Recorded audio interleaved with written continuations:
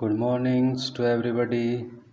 आज है 22 मई और कल किसी वजह से हम आर्टिकल डिस्कस नहीं कर पाए, तो कल का आर्टिकल्स आज डिस्कस कर लेंगे। ठीक है, तो सबसे पहले आप सबके लिए एक कोट्स है सामने। ये कोट्स बहुत ही इम्पोर्टेंट कोट्स है। 5 rules to live happier life. खुश रहने के लिए 5 नियम ये आप अपने ज़िंदगी में अपना लें। First of all, love your selfs. खुद से प्यार करो, खुद की कदर करो। जब तक आप खुद की कदर खुद से नहीं करेंगे तब तक कोई दूसरा आपकी कदर नहीं करने वाला। और ख़ुद की कदर करने का मतलब यह है कि हर एक इंडिविजुअल स्पेशल है, हर एक इंडिविजुअल दूसरे से अलग है। उसके अंदर जो क्वालिटी है वो किसी और के अंदर नहीं है। ये विश्वास करना पड़ेगा आपको, तब आप पहचान पाओगे अपने इटर्नल पावर को और तब आप करोगे इज्जत अपने आप की। लव योर सेल्फ्स, खुद से प्यार करो। डू गुड, अच्छा काम करो। अच्छा काम जब तक आप नहीं करोगे तो पॉजिटिविटी आपके पास नहीं आएगी। इंसान गलत करते करते करते निगेटिविटी इतना फैला देता है कि उसे लगने लगता है कि वो दुनिया में बेकार ही पैदा कर दिया गया। तो ये निगेटिविटी हटाने के लिए आपको हमेशा एवरी टाइम अच्छा काम करना चाहिए। वो काम करे जो आपके दिल को सुकून दे, वो काम छोड़ दे जो दिल को सुकून ना दे। जो सुकून दे वो काम इंसान को, उसके अंतरात्मा को, उसके ज़िंदगी को एक दिशा देता है। और जो काम निगेटिविटी फैलाने वाला है उसमें इंसान फंस के रह जाता है और कुछ नहीं कर पाता। तो अच्छा काम करो, ऑलवेज़ फॉरगिव, माफ़ कर दिया करो लोगों को। खुद चाहते हो कि लोग आपको माफ़ करें तो आपको भी लोगों को माफ़ कर देना चाहिए। और सबसे बड़ी बात, माफ़ कर देने के बाद इंसान के दिल से बोझ दूर हो जाता है। इंसान के दिल में बोझ नहीं होता। जो दिलों में जो बोझ होता है ना, किसी के लिए माफ़ नहीं करने के बाद जैसे आप कुढ़ते रहते, घुटन होती है आपको।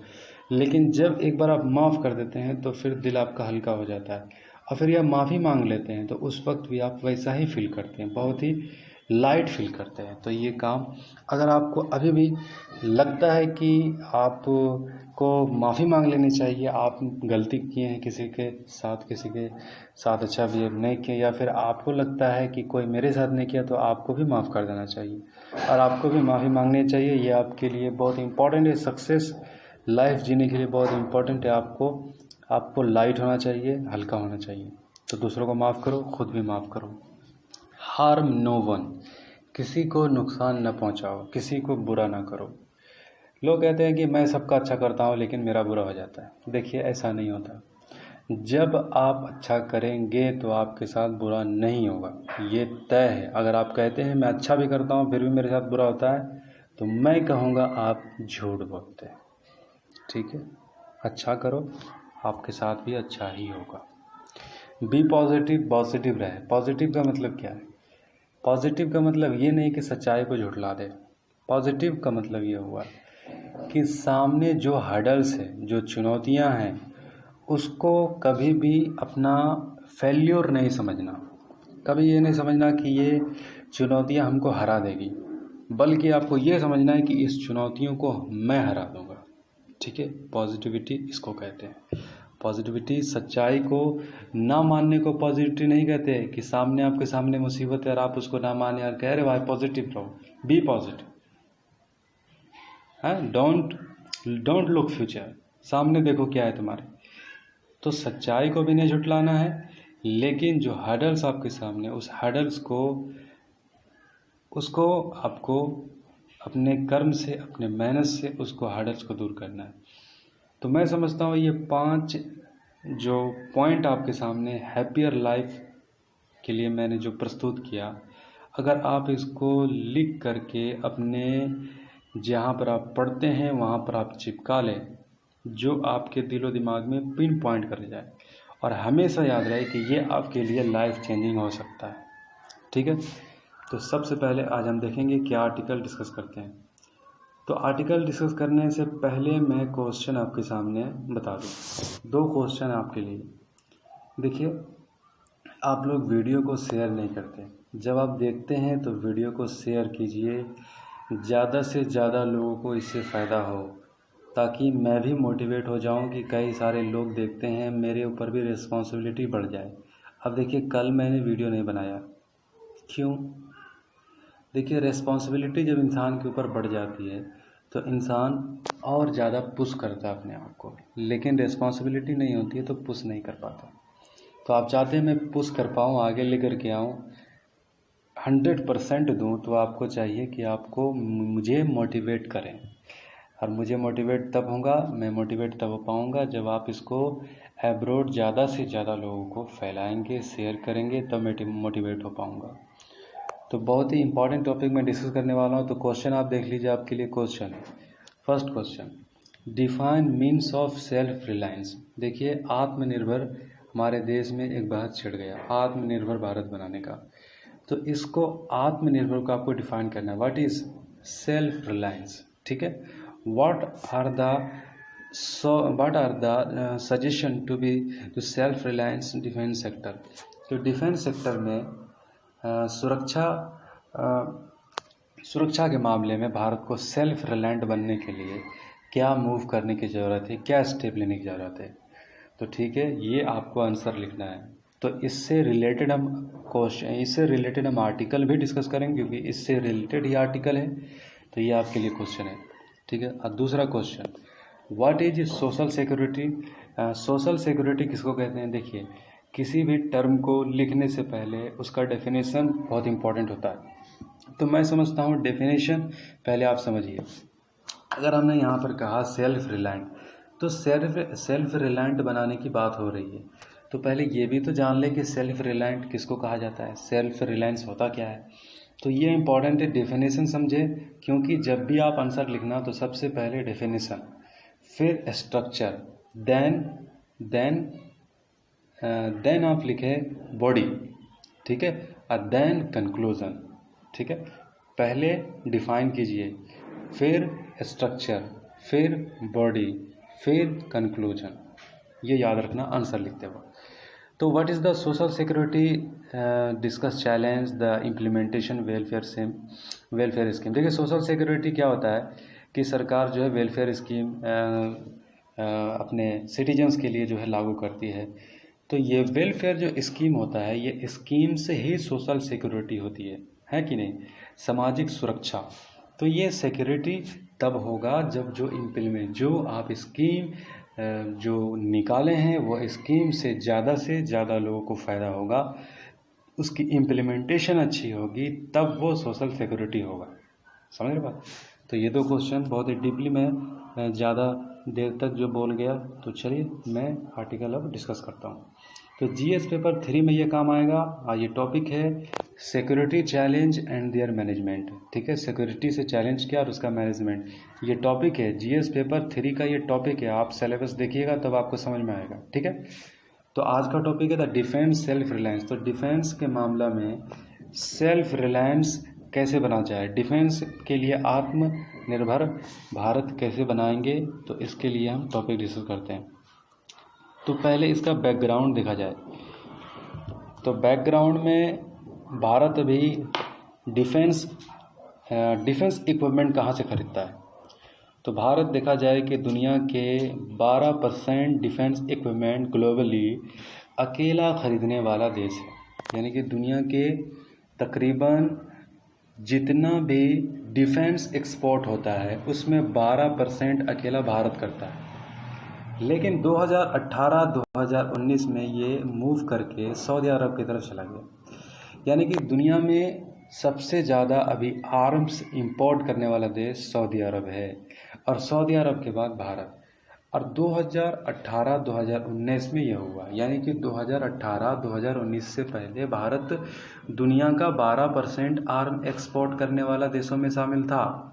यानी कि दुनिया का सारा एक्सपोर्ट में 12% शेयर जो है भारत का था, और ये अब मूव करके भारत का 9% हो गया और सऊदी 12% में चला गया।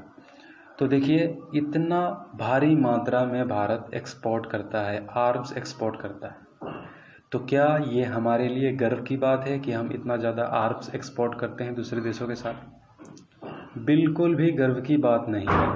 भारत जैसा देश जो इतना बड़ा आर्म्स एक्सपोर्ट करने का जो अपना एक्सपेंडिचर अगर आर्म के मामला में खर्चा कर देंगे तो इससे भारत के लिए ये अच्छा नहीं माना जाएगा। ठीक है, तो देखिए सबसे पहली बात कि इसका कंसर्न क्या है कि देखिए अभी क्राइसिस है, आवागमन ठप हो गया, लोग जो है सारा सिस्टम बंद है। ऐसे में अगर आप ये लंबा टाइम तक अगर खिंच जाए, सपोज दैट साल 2 साल तक के लिए ये खिंच जाए, तो आप बताइए ऐसे स्थिति में आप आर्म्स एक्सपोर्ट अगर करेंगे तो क्या आपका डिफेंस स्ट्रक्चर कमज़ोर नहीं हो जाएगा? तो दूसरे देशों के ऊपर आर्म्स के मामले में आप डिपेंडेंसी ज़्यादा लंबा टाइम तक अगर रखेंगे तो क्राइसिस आपका इसमें भी आ सकता है। ठीक है, तो ये इम्पॉर्टेंट है। कोविड-19 ने आपके सामने एक अच्छा एग्जाम्पल सेटअप कर दिया कि आप इससे सीख लिख सकते हैं, हर एक मामले में सीख सकते हैं कि आप कहाँ कहाँ आपके अंदर कमियां हैं उसको फिल कर दे। भारत का सपना है, एम्बिशियस सपना है कि भारत दुनिया का ग्रेट पावर बने, भारत जो है आगे बढ़ कर के आए। तो इसके लिए भारत को क्या करना पड़ेगा? आर्म्स के मामला में इम्पोर्ट कम करना पड़ेगा, भारत को आर्म्स इंपोर्ट कम करना पड़ेगा। तो इसके लिए अगर आर्म्स इंपोर्ट अगर हम करते हैं तो बेहतर होगा कि हमारी जो मैन्युफैक्चर जो हम करने वाले हैं तो उसकी टेक्नोलॉजी हमारी अच्छी होनी चाहिए, कैपेसिटी अच्छा होना चाहिए, टेक्नोलॉजी कैपेसिटी अच्छी होनी चाहिए। मैन्युफैक्चरिंग सेक्टर में जो हम आर्म्स मैन्युफैक्चरिंग हब आगे बनाने के लिए जो रिलायंट होने के लिए जो कोशिश करेंगे तो उसके लिए सबसे इम्पोर्टेंट होगा टेक्नोलॉजी हमारा बेहतर होना चाहिए, कैपेसिटी इन्हेंस करना पड़ेगा भारत अगर ग्रेट पावर बनना है तो। The major recently announced by the finance minister promote self reliance in defence production. तो फाइनेंस मिनिस्टर की तरफ से ये अनाउंसमेंट किया कि सेल्फ रिलायंट बनने के लिए भारत को डिफेंस सेक्टर में जो है भी भारत अपने को इंसर्ट करेगा। तो इसके लिए कुछ स्टेप लिए गए हैं। तो स्टेप लिए गए हैं DPP, क्या है? Defence procurement procedure 2020। ये बनाया गया है। भारत डिफेंस प्रोक्योरमेंट के लिए अपना स्ट्रेटजी चेंज करेगा। CDS, देखिए CDS क्या होता है? Chief of defence staff. ये पद कुछ ही महीनों पहले ये बनाई गई है। आर्मी, नेवी, एयरफोर्स, ये तीनों का हेड CDF को बना दिया गया है। तो देखिए इससे क्या होगा कि देखिए अगर आर्मी पर्सनल को अगर आर्मी पर्सनल से संबंधित डिफेंस इक्विपमेंट खरीदने के लिए तो आर्मी चीफ उसकी प्रायोरिटी बेस उसको बताते थे कि ये हमको चाहिए। नेवी अपनी प्रायोरिटी बताएंगे, एयरफोर्स अपनी प्रायोरिटी बताएंगे। लेकिन CDS से आपको सबसे अच्छा फ़ायदा ये होगा कि जो तीनों का स्टाफ, तीनों का चीफ है, तो ये बता पाएंगे क्लियरली कि तीनों के लिए क्या इम्पोर्टेंट है। प्रायोरिटी बेस ये बता पाएंगे कि क्या डिफेंस इक्विपमेंट हमको चाहिए। तो CDS जो है इससे ये लिया जाएगा, इनके पद का इस्तेमाल किया जाएगा डिफेंस इक्विपमेंट खरीदने के लिए कि आपको कब किस वक्त में कौन सा डिफेंस इक्विपमेंट चाहिए, ये CDS बताएंगे। ठीक है, तो list of weapon system from the Indian manufacturer progressive expand this list. तो हमें अब वक्त है कि अपने जो भी हम मैन्युफैक्चर, जो भी इक्विपमेंट डिफेंस के मामले में जो भी हम करते हैं इसको अब बढ़ाने की ज़रूरत है। सपोज डैट यूनिफॉर्म हो गया और बूट्स हो गया और ये सब चीज़ें जो आर्मी पर्सनल और कॉप्स और हमारे जितने भी डिफेंस सेक्टर में जितना भी सेक्टर है, जितना भी सेक्शन है, ये सब के लिए तैयार होता है। कई सारे राइफल्स और कई सारे आर्टिलरी गन्स वगैरह बनाते हैं, लेकिन अब इसको एक्सपेंड करने की ज़रूरत है, इसको बढ़ाने की ज़रूरत है। तो सरकार सेपरेट बजट प्रोविज़न करेगी डोमेस्टिक कैपिटल के लिए, मतलब आर्म्स के लिए डोमेस्टिक कैपिटल, यानी कि अपने ही मैन्युफैक्चर इंटिटी से आर्म्स परचेजिंग करने के लिए सेपरेट बजट प्रोविज़न किया जाएगा। तो ये बेहतर स्टेप है। इससे क्या होगा कि जब सरकार सेपरेट बजट प्रोविज़न करेगी आर्म्स के लिए तो नए एक्टर को एक आगे बढ़ कर के आने के लिए एक कह लें कि उनको प्रोत्साहन मिलेगा जैसे कि सपोज डेट सरकार अगर सपोज 2 लाख करोड़ रुपया जो है बजट प्रोविज़न करती है domestic capital domestic manufacturing defence manufacturing के लिए, तो क्या होगा कि सब एंटिटी जो होंगे वो चाहेंगे कि टेंडर हमको मिले, वो चाहेंगे कि सरकार की तरफ से ये काम हमको मिले, तो इससे लेबर भी जनरेट करेंगे, जो है एम्प्लॉयमेंट भी जनरेट होगा। और इससे क्या होगा कि लोग ज़्यादा से ज़्यादा अपनी अच्छी टेक्नोलॉजी अच्छी स्किल्स इन्हेंस करने की कोशिश करेंगे। समझ रहे बात? तो ये चीज़ क्या होगा, एक अच्छा है। देखिए हम बार बार ये बात कहते हैं कि हम सुझाव तो हमारे पास बहुत अच्छे अच्छे होते हैं, लेकिन ये सुझाव तभी काम का होता है जब इसकी इम्प्लीमेंटेशन अच्छी होगी। इम्प्लीमेंटेशन अच्छी नहीं होगी तो सुझाव कोई काम का नहीं। देखिए अभी फाइनेंस मिनिस्ट्री की तरफ से सेल्फ रिलायंट डिफेंस के मामले में बनाने के लिए जो सुझाव दिया जा रहा है अच्छा है, लेकिन इसका इम्प्लीमेंटेशन होना चाहिए। सेपरेट बजट प्रोविज़न करने की बात है, और ये सेपरेट बजट जो है इंकरेज करेगा हमारे अंदर में जो एंटिटी है जो मैन्युफैक्चरिंग जो लगाना चाहते हैं डिफेंस के मामले में, जो आगे एक अच्छा टेक्नोलॉजी हाईली टेक्नोलॉजी और स्किलफुल तरीके से जो है एक नया इक्विपमेंट बनाने के रिसर्च में आगे आना चाहते हैं, तो ये इनको इनकरेज करेगी, लेकिन ये पहले इम्प्लीमेंट होना चाहिए।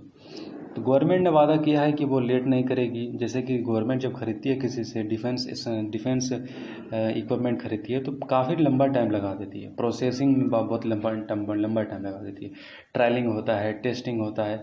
तो गवर्नमेंट ने वादा किया है कि अब हम ज़्यादा टाइम नहीं लेंगे जब हम प्रोक्योर करेंगे तो ठीक है। तो डिसीजन टू कॉर्पोरेटाइज, अब कॉर्पोरेटाइज करने की बात हो रही है कि प्राइवेट एंटिटी को इनकरेज करेंगे तो बेहतर है कि टेक्नोलॉजी इन्हेंस होगा, क्वालिटी होगा, तो ये एक अच्छा स्टेप है।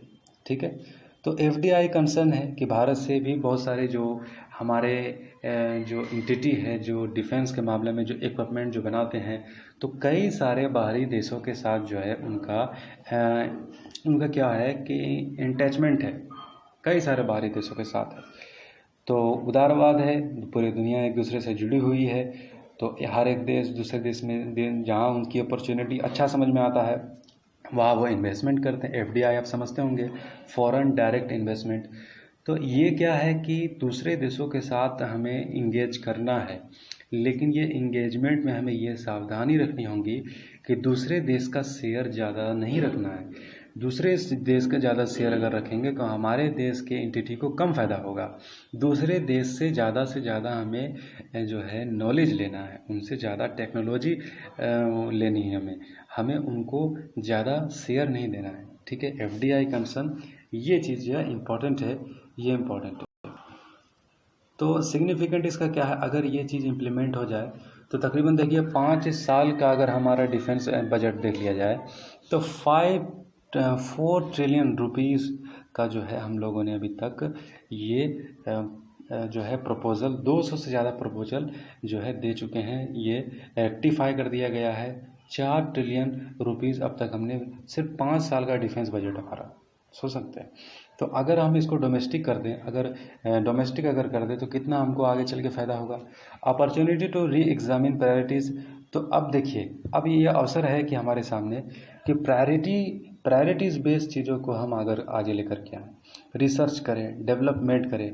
प्रायोरिटी समझ रहे ना कि जो इक्विपमेंट चाहिए उसी प्रायोरिटी बेस पर जो है चीज़ों को लेकर के, जैसे सीडीएस बताएंगी, सीडीएस तीनों का एग्जामिन करके बताएगी, आर्मी, नेवी और एयरफोर्स, ये तीनों को एग्जामिन करके सीडीएस बताएगी, चीफ ऑफ डिफेंस स्टाफ। तो एक इंडिविजुअल के से हमें अच्छा से पता चलेगा, तो प्रायोरिटी हमें पता चलेगी।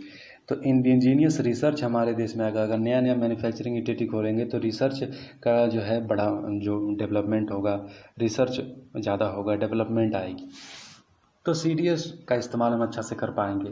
तो there is a range of platform. लेकिन देखिए हमारे स्वदेशी इक्विपमेंट का कंसर्न क्या है, कई सारे हमारे स्वदेशी इक्विपमेंट जैसे कि आप कह लें आकाश नाग, लाइट कॉम्बैक्ट एयरक्राफ्ट, ठीक है, combat helicopter, artillery guns, radar, electronic warfare system, armed vehicles. तो ये सब हमारे जितने स्वदेशी कुछ DRDO के द्वारा जो बनाया गया इक्विपमेंट है।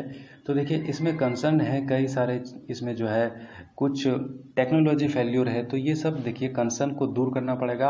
अगर मैन्युफैक्चरिंग हब अगर डिफेंस के मामले में भारत प्राइवेट डोमेस्टिक करना चाहते हैं तो इसके लिए इम्पोर्टेंट है टेक्नोलॉजी को और स्किल को बहुत ही ज़्यादा जो है माहिर होना पड़ेगा, ताकि दूसरे देशों के डिफेंस स्ट्रक्चर के मुकाबला में हमारा डिफेंस स्ट्रक्चर ऐसा ना हो कि डोमेस्टिक हो जाने की वजह से कमज़ोर पड़ जाए। ठीक है, इम्पोर्टेंट है। तो अपॉर्चुनिटी भी है। It is also imperative that when we import weapon the system we should the plan for the ammunitions and spare. तो अपॉर्चुनिटी है। देखिए एक चीज़ ये समझ लीजिए कि आत्मनिर्भर भारत बनाने की बात हो रही है। आत्मनिर्भर का मतलब ये नहीं है कि पूरी तरीके से हम जो है बाहरी देशों के साथ जो है लेन देन वगैरह ये सब मतलब जो भी हमारा एक इम्पोर्ट चल रहा है ये बंद हो जाएगा। एकदम से बंद नहीं होने वाला, ये चीज़ चलता रहेगा। तो आर्म्स के मामले में, डिफेंस के मामले में भी हमें इंपोर्ट चलता रहेगा। लेकिन अब क्या है कि जो भी हम इंपोर्ट करेंगे, अब बेहतर ये होगा कि उनके जो स्पेयर्स जो है, उनके पार्ट्स वगैरह है, यानी कि जो भी इक्विपमेंट हम डिफेंस के जो दूसरे देशों से इंपोर्ट करेंगे तो उसमें हम क्या कर सकते हैं, उनके स्पेयर्स, उनके पार्ट वगैरह यहाँ डेवलप कर सकते हैं, समझ रहे, यहाँ मैन्युफैक्चर कर सकते हैं। और जब वो ज़्यादा इस्तेमाल हो जाए तो रिपेयर वगैरह भी हम यहाँ कर सकते हैं, उसका मेंटेनेंस वगैरह कर सकते हैं। क्योंकि मेंटेनेंस में जानते हैं करोड़ों खर्चा होता है, तो मेंटेनेंस यहाँ पर सेटअप कर सकते हैं। उनका टेक्नोलॉजी अपग्रेड कर सकते हैं, जो टेक्नोलॉजी ओल्ड हो जाए उनको अपग्रेड कर सकते हैं। तो ये फैसिलिटी हम आगे कर सकते हैं। तो government is rightly clarified self reliance. तो सेल्फ रिलायंट बनाने की बात गवर्नमेंट की तरफ से है, लेकिन इसका ये मतलब नहीं है कि भारत जो है अपनी टेक्नोलॉजी के साथ समझौता कर ले और अपने जो डिफेंस आर्म स्ट्रक्चर जो मजबूत जो ढांचा उसके साथ जो है समझौता कर ले। ये चीज़ नहीं होनी चाहिए, बल्कि हमारी टेक्नोलॉजी इतना जो है मॉडर्न होना चाहिए कि किसी भी देश के टेक्नोलॉजी के साथ जो है कम ना पड़े। ठीक है, ये चीज़ इंपॉर्टेंट है। थ्रस्ट इंडिजीनियस रिसर्च, तो इसके लिए हमें रिसर्च करना पड़ेगा, डेवलपमेंट विल बनाना पड़ेगा। Import of cutting edge military technology can create defence vulnerability. तो ये चीज़ बना सकता है अगर हम अगर डोमेस्टिकली चीज़ों को अगर टेक्नोलॉजी हाईफाइड नहीं कर पाएंगे तो फिर डिफेंस के मामले में हमारा स्ट्रक्चर कमज़ोर पड़ जाएगा। ये चीज़ कंसर्न है। ठीक है, तो to give a private industry a level field for the developing defense technology, conflict of interest created by the role of the defense research। देखिए हमारे यहाँ डिफेंस रिसर्च जो है DRDO के द्वारा और नई डिफेंस से संबंधित चीज़ों के ऊपर रिसर्च और नया टेक्नोलॉजी अपग्रेड करने का काम DRDO करता है। DRDO क्या है, इसका full form defence research and development organisation. तो देखिए अगर प्राइवेटाइज किया जाएगा तो प्राइवेटाइज इंडस्ट्री जो है इनके साथ जो है क्या करेगी, इनके साथ इंगेज करेगी। तो इनके साथ जब इंगेज करेगी तो क्या हो जाएगा कि यहाँ पर कन्फ्लिक्ट ऑफ इंटरेस्ट होगा। देखिए एक टर्म यहाँ पर मैं इस्तेमाल कर रहा हूँ, conflict of interest. Conflict of interest क्या होता है कि जैसे कि एक व्यक्ति, सपोज डेट, चलिए ऐसे समझाते हैं कि एक जज है और एक केस की उनकी सुनवाई करना है, एक केस की सुनवाई करना है। देखिए कन्फ्लिक्ट ऑफ इंटरेस्ट समझा रहा हूँ, आप समझिए। जैसे कि एक जज है, उनको किसी केस की सुनवाई करना है। अब वो जब उनके सामने केस रिप्रेजेंट होता है तो वो क्या देखते हैं, वो केस उन्हीं के बेटी का है। ठीक है, उन्हीं के बेटी का है और जज फैसला करने वाला उनके फादर है, फैसला करने वाले फादर है और केस है उनका बेटी का। तो आप बताएं, क्या जज सही फैसला कर पाएगा? क्या वो अपनी बेटी के केस में सही न्याय कर पाएगा, न्याय कर पाएगा वो? क्या आपको क्या लगता है? ऑब्वियसली ये ख़तरा है, वो नहीं कर पाएंगे। तो इसी को कन्फ्लिक्ट ऑफ इंटरेस्ट कहा जाता है। ठीक है, यानी कि दोनों का इंटरेस्ट सेम है, तो वहाँ कन्फ्लिक्ट हो रहा है। तो DRDO हमारे लिए जो रिसर्च करता है, development organisation, defence research development organisation, जब प्राइवेट एंटिटी इनके साथ जो है कोलैबोरेट करेगी, देखिए DRDO चेक करती है, डेवलपमेंट करती है, अपग्रेड करती है, और प्राइवेट एंटिटी जब इनको हो सकता है, बहुत मुमकिन है, चूँकि करप्शन हमारे यहाँ जो है बहुत बड़ा चैलेंज है, तो प्राइवेट एंटिटी और DRDO के बीच में ये कन्फ्लिक्ट ऑफ इंटरेस्ट पैदा हो सकता है। तो हमारा टेक्नोलॉजी के साथ जो है कोई समझौता नहीं होनी चाहिए, इसमें इम्प्रूवमेंट होनी चाहिए, ये चीज़ जो है ध्यान में रखना चाहिए। तो कंक्लूजन यही है कि monetary method and mind set is the क्या लिखा हुआ है, कट गया। तो देखिए इम्पोर्टेंट यहाँ पर ये है, देखिए मैं समझा रहा हूँ, इम्पोर्टेंट ये है कि पैसा मायने नहीं रखता है, मायने रखता है माइंड। समझ रहे बात, पैसा मायने नहीं रखता है, पैसा से ज़्यादा आपका माइंड सेट मायने रखता है। जो आप माइंड सेट जो है, आप अच्छा माइंड सेट अगर लेकर के आएंगे, उसके साथ आगे बढ़ेंगे, तो पैसा तो आगे भी आप बना सकते हैं। ठीक है, तो एक अच्छा माइंड सेट आने की ज़रूरत है। सेल्फ रिलायंट आप बनाएं, लेकिन एक अच्छा माइंड सेट पहले आपको बनाना पड़ेगा, तब आप आगे बढ़ पाएंगे। ठीक है, आई होप ये पूरा टॉपिक क्लियर हुआ। ज़्यादा टाइम लिया, लेकिन टॉपिक पूरा क्लियर किया। ठीक है, चलिए अब दूसरा हम पढ़ते हैं।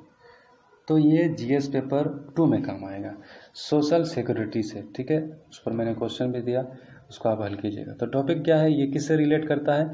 Welfare scheme for vulnerable section population by the centre and the state, performance of this scheme. जो सेंटर और स्टेट गवर्नमेंट जो स्कीम निकालती है, इस स्कीम को कितने लोगों को फ़ायदा होता है, इनके परफॉर्मेंस को एनालिसिस करने का ये टॉपिक है। GS पेपर 2 का ये इससे रिलेटेड ये टॉपिक है। आपको ये आप सिलेबस देखिएगा तो आपको पता चल जाएगा GS पेपर 2 का। ठीक है, तो इसमें क्या है कि सेफ्टी, सोशल सिक्योरिटी के लिए यहाँ पर पहले एक स्टोरी यहाँ पर दिया गया है छोटा सा, जैसे कि आयशा बेन एक होम वर्कर है, कपड़ा सिलने का काम करती है, गारमेंट इंडस्ट्रीज से जुड़ी हुई है। तो एक बार क्या हुआ कि अचानक इसके चेस्ट में पेन हो गया। ठीक है, चेस्ट में पेन हुआ तो इनके बेटे ने, जो खुद एक टेलर है, किसी अपने क्लाइंट से रिक्वेस्ट किया कि साहब आप मेरी माँ को हॉस्पिटल ले जाने में मदद करें। तो वो उनको हॉस्पिटल लेके गया। हॉस्पिटल ले जाने के बाद थैंकफुली ये था कि उनकी माँ जो थी आयशा बेन, उसने एक इंश्योरेंस करा रखा था, सेवा इंश्योरेंस। 15 साल से ये इंश्योरेंस चला रही थी। तो इससे क्या हुआ कि पैसे की दिक्कत थी, तो इन्होंने इंश्योरेंस वालों से कांटेक्ट किया। 5,000 रुपया इनको ऑनलाइन प्रोसेस हो गया। जब इनके बेटे ने इनका आयशा बेन यानी कि अपनी माँ का डॉक्यूमेंट्स वगैरह व्हाट्सएप से ऑनलाइन भेज दिया, तो 5,000 जो हॉस्पिटल का जो खर्च था, ये ऑनलाइन पेमेंट सेवा इंश्योरेंस के माध्यम से कर दिया गया। तो ये काम तो देखिए इनका हो गया। ये सोशल सिक्योरिटी था जो इन्होंने बना करके रखा था सेवा इंश्योरेंस के नाम पर। तो आप बताएं, क्या लाखों करोड़ों आयशा बेन जैसा महिलाएं हमारे देश में नहीं हैं, जो बहुत ही ज़्यादा जो है मार्जिनल सेक्शन में है और बहुत ही वनरेबल है? तो क्या सब आयशा बेन की तरह लकी है? अगर 5,000 इंश्योरेंस अगर उनके पास नहीं होता, तो और उसके पास पैसे भी नहीं होते करेंट, तो फिर वो कैसे आगे जाते, फिर वो कैसे उनका इलाज होता? तो आयशा बेन की तरह तो सब लकी नहीं है। तो ये बात यहाँ आर्टिकल में देखेंगे कि मिलियंस ऑफ जो फीमेल्स है, और फिर जो हमारे देश में 90% लोग, 90% वर्कफोर्स इनफॉर्मल सेक्टर में है। इनफॉर्मल सेक्टर आप समझते होंगे। इनफॉर्मल सेक्टर जो है वो सेक्टर होता है कि जिसके काम की कोई सोशल सिक्योरिटी नहीं होती है, जिनको पेंशन नहीं मिलता है, जिनको बोनस नहीं मिलता है, जिनको काम का कोई फिक्स्ड नहीं होता है, इनका कोई सोशल सिक्योरिटी नहीं होती है। समझ रहे बात? और 90% हमारे देश में लोग ऐसे ही सेक्टर में काम करते हैं। ठीक है, तो चलिए, तो आयशा बेन की तरह सब लकी नहीं है। तो सरकार को ऐसे लोगों के लिए क्या करना चाहिए? तो ऐसे मोस्ट वनरेबल सेक्शन के लिए, जैसे हमारे देश में महिलाएं हैं, और मल्टीपल कई तरह के डिसएडवांटेज हैं इन लोगों के लिए। जो लोग गरीब हैं, इनफॉर्मल वर्कर है, वो member of socially disadvantage caste sector से, नीचे कास्ट सेक्शन से आते हैं लोग, वहाँ भी कास्ट के मामले में डिस्क्रिमिनेट होते हैं, गरीबी से डिस्क्रिमिनेट होते हैं, और इनफॉर्मल सेक्टर में काम करने की वजह से जो है कई सारी सोशल सिक्योरिटी का बेनिफिट नहीं पा पाते हैं। तो हालांकि 90% लोग जो हमारे देश में इनफॉर्मल सेक्टर में काम करते हैं, हमारे अर्थव्यवस्था के पहिया को यही लोग चलाते हैं। समझ रहे बात?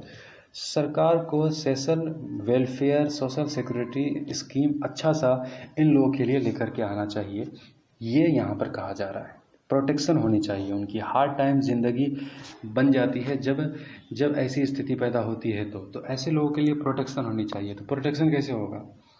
तो प्रोटेक्शन होने के लिए देखिए, माइग्रेंट लेबर की हमने अच्छा एग्जांपल देख सकते हैं, किस तरीके से बेचारे इनकी तकलीफ़ के बारे में क्या कहा जाए, शब्द कम पड़ जाएंगे इनके तकलीफ़ के बारे में अगर बात किया जाए।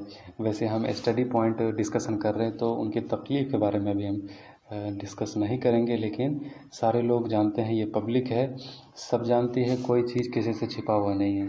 तो सोशल सिक्योरिटी देखिए मस्ट है। तो क्या होना, किस तरह का सोशल सिक्योरिटी चाहिए? हेल्थ केयर फैसिलिटी सबके लिए होना चाहिए, चाइल्ड केयर फैसिलिटी होना चाहिए। चाइल्ड केयर फैसिलिटी अगर हम करेंगे तो इसका क्या फ़ायदा होगा, आगे हम डिस्कस करेंगे। इंश्योरेंस फैसिलिटी होना चाहिए, पेंशन फैसिलिटी होना चाहिए, हाउसिंग विथ बेसिक इंफ्रास्ट्रक्चर, एक मकान बेसिक इंफ्रास्ट्रक्चर उसमें होना चाहिए, नल होना चाहिए, टॉयलेट होना चाहिए। तो ये सोशल सिक्योरिटी मतलब एक बेसिक सी चीज़ है। सरकार को, गवर्नमेंट को मार्जिनल सेक्शन 90% जो इनफॉर्मल सेक्टर में काम करते हैं, जो मार्जिनल पुअर सेक्शन जो लोग हैं 90% इन लोग के लिए ऐसे स्कीम लानी चाहिए। स्कीम देखिए लानी चाहिए, स्कीम बहुत सारे है भी, लेकिन इम्प्लीमेंटेशन, बार बार मैं कहता हूँ, इम्प्लीमेंटेशन अच्छा से जो होना है बहुत ही इम्पोर्टेंट है, ये करने की ज़रूरत है। तो हेल्थ कंसर्न के अगर बारे में बात करें तो हेल्थ के मामला में ग्लोबली जो हाई लेवल एक्सपर्ट ग्रुप है, उन लोगों का कहना है कि यूनिवर्सल हेल्थ कवरेज होना चाहिए। यूनिवर्सल हेल्थ कवरेज, इसका मतलब क्या हुआ? यूनिवर्सल हेल्थ कवरेज, यूनिवर्सल का मतलब हुआ कि कह लें कि ये अंतर्राष्ट्रीय तौर पर सार्वभौम हो, यानी कि कोई भी व्यक्ति, अगर व्यक्ति है, इंसान है, तो उसको हेल्थ फैसिलिटी उनके राज्य के द्वारा दिलाई जानी चाहिए। कोई भी बीमारी वो सस्ते से सस्ते तरीके से हॉस्पिटल में जाकर के करा पाए, तो ये फैसिलिटी होनी चाहिए। एंड लेटर हेल्थ कवरेज होना चाहिए। और देखिए, हमारे 2017 के हेल्थ पॉलिसी में भी ये बात जिक्र किया गया था यूनिवर्सल हेल्थ कवरेज का। तो अब वक्त है कि यूनिवर्सल हेल्थ कवरेज लेके आनी चाहिए सरकार को। और जैसा कि पेंडेमिक की वजह से जो हालत बनी है, तो यूनिवर्सल हेल्थ कवरेज एक अच्छा ऑप्शन है, ये आगे आना चाहिए। ठीक है, फंडामेंटल राइट और फंडामेंटल हेल्थ फंडामेंटल राइट के बारे में हमने डिस्कस किया था। क्या हेल्थ को फंडामेंटल राइट डिक्लेयर होना चाहिए आर्टिकल नंबर 21 के अंदर। तो इससे आप कोरिलेट करके देखिए। देखिए होता क्या है कि देखिए कि कोई भी आंसर को लिखने के लिए आपको एक ही आर्टिकल में पूरा जो है उसमें नहीं मिलता है। तो एक ही आर्टिकल में नहीं मिलता है तो उसको कई सारे आर्टिकल से जोड़ करके उसको आंसर बनाने की कोशिश करना चाहिए, कई सारे आर्टिकल से मिला करके करना चाहिए। द करेंट पेंडेमिक जैसे कि देख ले कि जो हालत बनी है, जो स्थिति हुआ, तो कुछ स्टेट जो अच्छा काम कर पाए, तो जो स्टेट अच्छा काम कर पाए इसका वजह क्या है? उनका प्लानिंग कुछ अच्छा था। जैसे कि पहले से उनका हेल्थ सिस्टम अच्छा था, स्ट्रॉन्ग हेल्थ सिस्टम था पहले से। प्राइमरी सेकेंडरी टेरिटरी, ये हेल्थ सेक्टर उनका पहले से अच्छा था।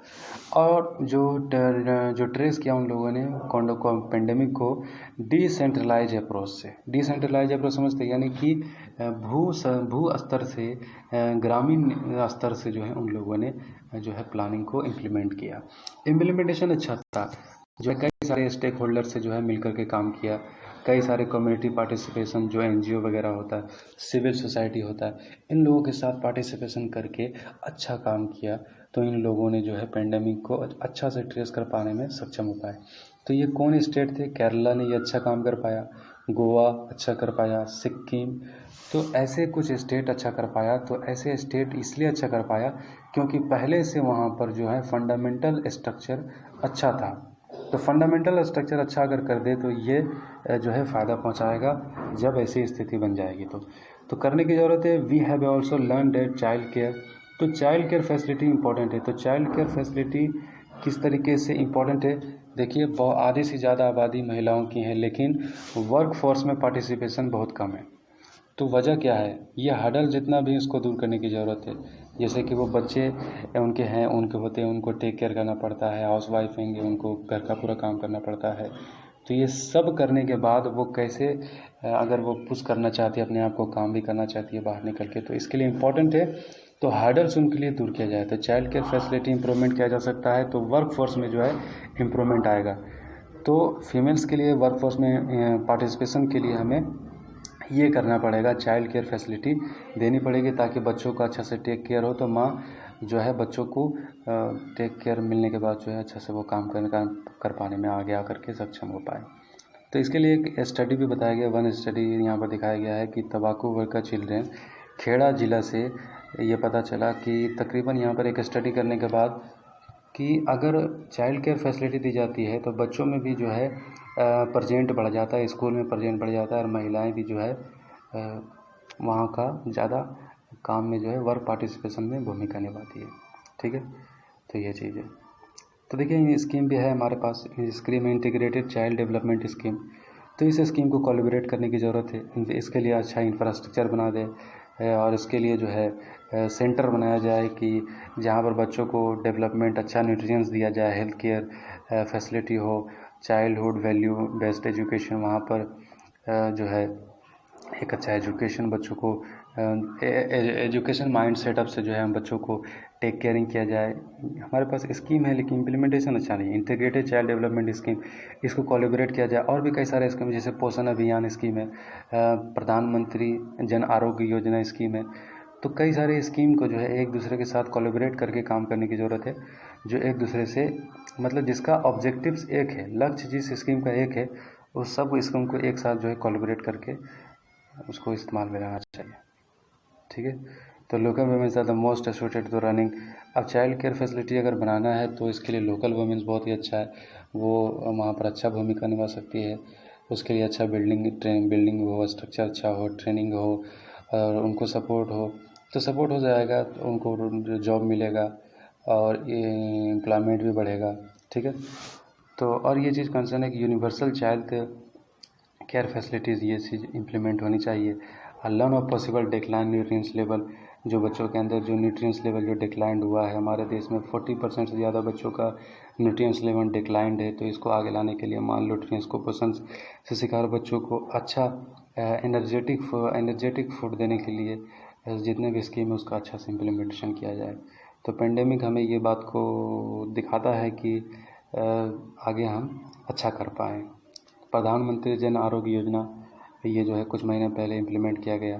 तकरीबन 10 करोड़ हाउस होल्डर को जो है 5 लाख का जो है हेल्थ केयर सोशल सिक्योरिटी दिया गया। तो देखिए, बहुत सारे लोग इसमें नहीं आ पाते हैं, तो उन लोगों का जो है ये स्कीम से बाहर निकल गए। तो अच्छा स्कीम है लेकिन इसका इम्प्लीमेंटेशन वही कंसर्न है कि इम्प्लीमेंटेशन अच्छा हो। ठीक है, तो देखिए वही है कि इंश्योरेंस होना चाहिए। इंश्योरेंस के लिए कि इंश्योरेंस में ही सब शामिल हो जाए तो बेहतर है। जैसे कि लाइफ इंश्योरेंस होता है, तो इंश्योरेंस में क्या होता है ना, इंश्योरेंस कंपनियों को ये करना चाहिए कि वन इंश्योरेंस में कई सारी चीज़ें जो है ऐड कर देना चाहिए। उसमें एक्सीडेंट ऐड कर दीजिए, एसेट ऐड कर दीजिए, क्रॉप ऐड कर दीजिए, कैटल कर दीजिए, स्मॉल एनिमल कर दीजिए, ये सब ऐड करके वन इंश्योरेंस में ऐड कर दीजिए ताकि इनको एक इंश्योरेंस में सब सारा फ़ायदा हो जाए। जैसे कि वीमो सेवा से आयशा बहन ने जिस तरीके से फ़ायदा उठाया था, तो स्कीम्स को इस तरीके से बना दिया जाए तो बेहतर होगा।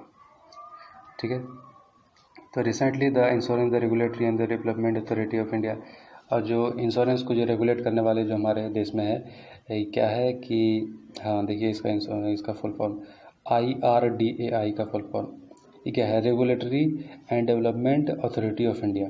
ठीक है, तो इन्होंने भी जो है ये चीज़ जो है सुझाव दिया कि ऐसा होना चाहिए कि माइक्रो इंश्योरेंस होना चाहिए, कई सारे छोटे छोटे चीज़ों का इंश्योरेंस होना चाहिए ताकि लोगों को सोशल सिक्योरिटी जो है उनको प्रोवाइड हो सके।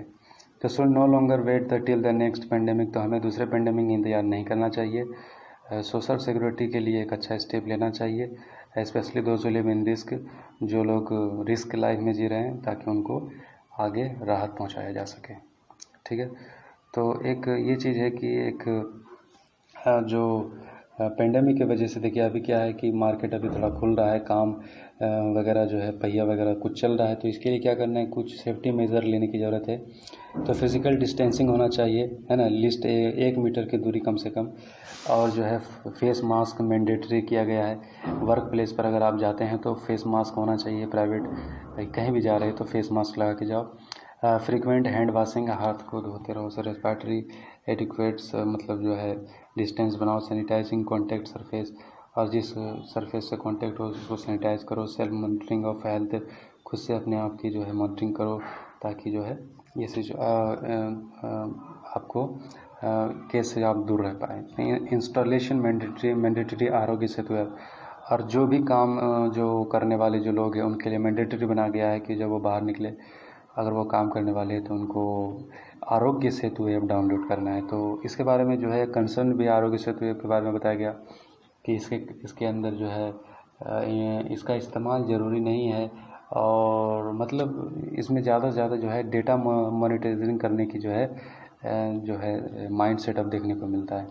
तो ये चीज़ है, इसको चेक करना चाहिए। ठीक है, तो चलिए इसका ये टॉपिक क्लियर हो गया। आई होप कि आपको ये सब समझ में आया हो। ठीक है, नेक्स्ट डे मिलेंगे। Thank you.